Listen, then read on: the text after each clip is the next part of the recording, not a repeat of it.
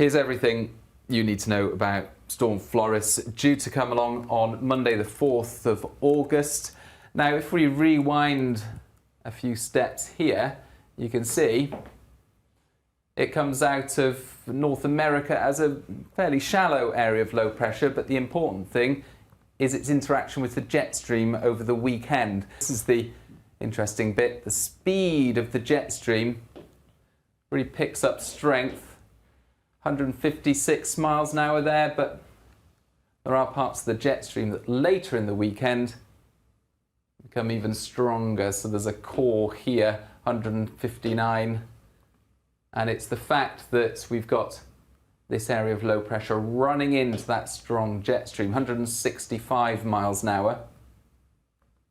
That's what helps to deepen it rapidly, and it's when these areas of low pressure get spun up by the jet stream and deepen rapidly as they are crossing the UK, that's when we can often experience the biggest problems from these lows.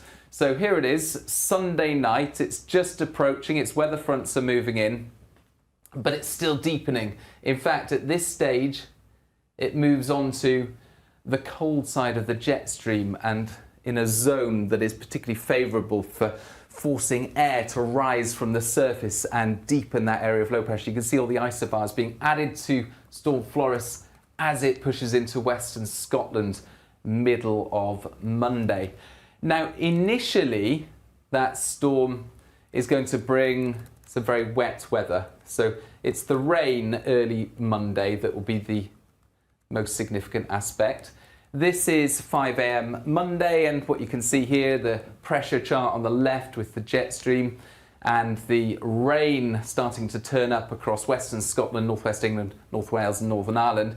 The winds at this stage, not too concerning. This is early Monday, and as the rain moves in, it turns increasingly heavy through Monday morning, so the wettest weather through Monday morning across Scotland, Northern England, North Wales and Northern Ireland. Not a great deal of rain further south, and then the heaviest and most persistent rain moves through, and this swathe, indicated by the colours across western Scotland, Northern Ireland, this swathe of very strong winds arrives after the more persistent rain. So we're talking about late afternoon into the evening on Monday. That's when the winds really ramp up. It's often in systems like Storm Floris that we see this wraparound occlusion, and it's that hook in the rain coming into the north and northwest of Scotland and swinging into the central belt, for example,